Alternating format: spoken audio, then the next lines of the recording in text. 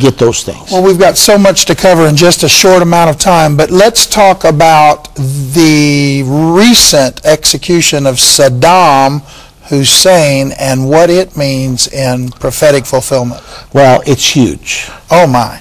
I'll never forget in 1991 when Saddam Hussein invaded Kuwait looking to capture another large percentage of the Earth's oil reserves. President Bush Sr.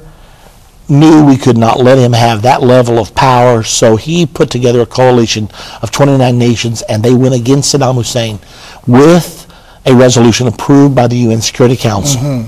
When Saddam saw he was going to have to withdraw from Kuwait, in frustration, he set 700 oil wells on fire, some of the richest oil wells in the world. And he set those on fire, and I'll never forget the pictures showing up in Time magazine, Newsweek magazine. Oh, incredible. You see these pictures of Kuwait at noonday, and it looked like it was midnight. The sun was dark, the sky was black. And I remember going to Revelation chapter 9, verse 1, 2, and 3, and it says there that the bottomless pit would be opened and smoke would come out of the pit, and the sun and the sky would be darkened by reason of the smoke. I looked at that and I said, boy, this sure looks like this. They didn't see the sun in Kuwait for 3 months. 3 months. And yet, I couldn't put it together at the time, back in 1991. Well, as time went along, I learned more things about the trumpets. That's under the fifth trumpet. I had been taught that all the trumpets would only happen after the church was gone. And I thought, well, this can't be it. Well, I have since learned better than that. And that's not all it says in the prophecy of the fifth trumpet. It goes on to say, in verse 11 of chapter 9, and they have a king over them, which is called in the Hebrew tongue Abaddon, in the Greek tongue Apollyon. And if you look up both of those words, it says the destroyer. Some translations of the Bible simply say, and they have a king over them called the destroyer. Well, I found out there's an Arabic name which means destroyer. The name is Saddam. Now it states that the one who unleashed the bottomless pit and unleashed the smoke that hid the sun and the sky would be named Saddam. Saddam just died a few days ago. And the question then has to be asked, so is that the end of the fifth trumpet? If it is, what's it mean? What's the sixth trumpet? Well, under the sixth trumpet, the Bible says that there were 4 angels bound in the great river Euphrates, which were prepared for an hour, a day, a month, and a year, for to, are you ready for this? Slay the third part of men, the third part of the human race.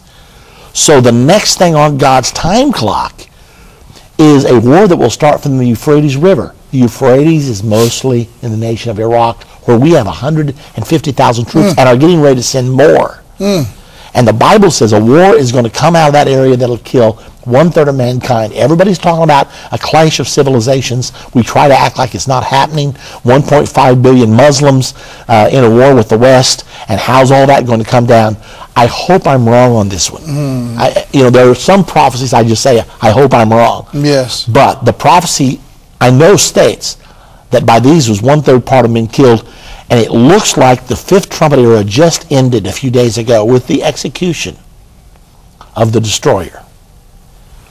And that means it's time. The next event on God's calendar is the sixth trumpet, and we're already fighting along the Euphrates River, and the Bible says that there were 4 angels bound in the great river Euphrates, and when they're loose, they will kill the 1/3 of mankind. An angel is a spirit. There are 4 spirits. Now, this probably doesn't mean anything, but I've got to say it. If there were 4 angels loosed on 911, there were 4 airplanes hijacked on 911.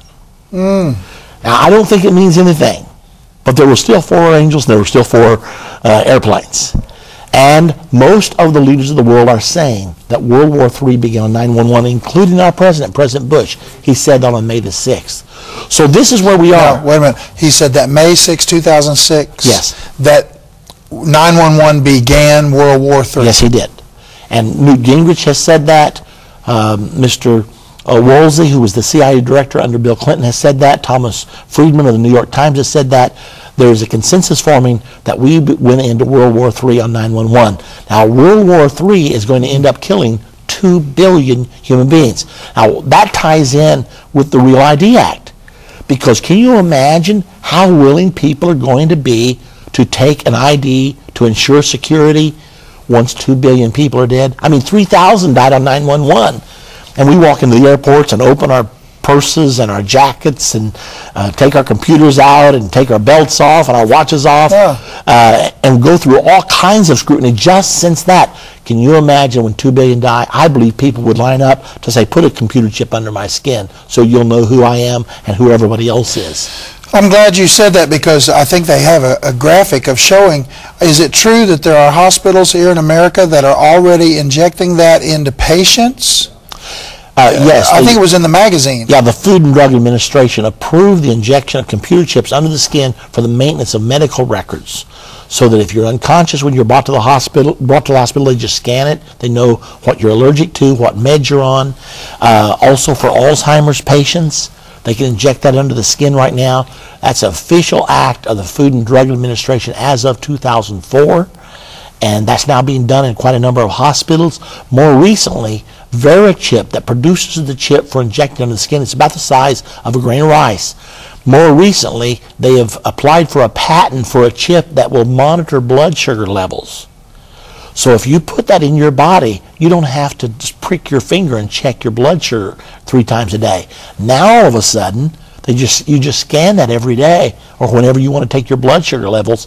It's going to be very lucrative, very appealing to a lot of people, and people are getting used to being chipped.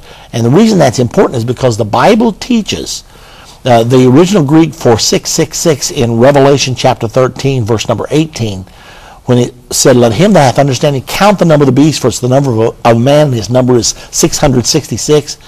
Those words were chi stigma, and the word stigma in the Greek means to stick or to prick, a mark denoting ownership. And if the mark of the beast is implemented by the injection of a computer chip under the skin, then that prophecy is right on the money.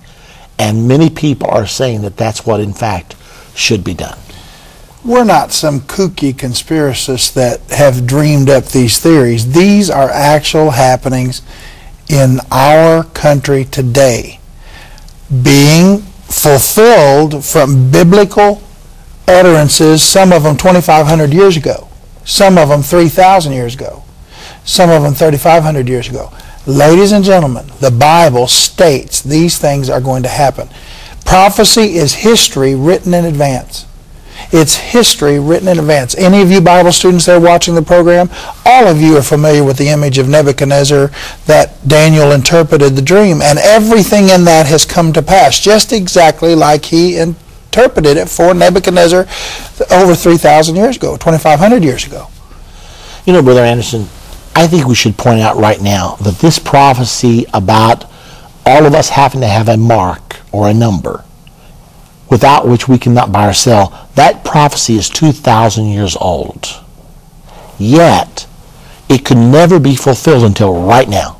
Until the invention of the computer and the birth of the internet. We just now have the technology. And it happens to be coming down at the same time that there's an agreement in the Middle East to confirm a covenant, at the same time that a temple is getting ready to be rebuilt, at the same time that world government is emerging, at the same time that the word interfaithism has entered the human lexicon. All the prophecies are converging. If we had 1 or 2 prophecies, we might be able to say it's coincidence. But once you have 15 or 20 and they start racking up, the bottom line is there's no doubt about it. The prophecies of the Bible are coming to pass right now. You know, I felt like this was so critical that we put together a course called Understanding the End Time, and you're going to be running that at your church. Yes. If for some reason people can't attend that session at your church, we have that on DVD from End Time Ministries. Yes, it's excellent. And it's Understanding the End Time Level 1. We also now have Level 2. We also now have Level 3. All the things that people need to know, because, Jesus said, because you did not know the time of your visitation, your house is left to to you desolate.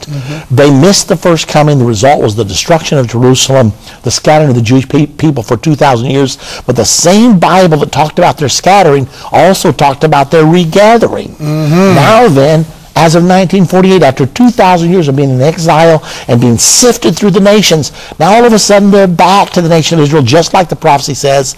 And Ezekiel 37 is the rebirth of the nation of Israel. Ezekiel 38 is the battle of Armageddon. So we're right between Ezekiel 37 and Ezekiel 38 right now, today.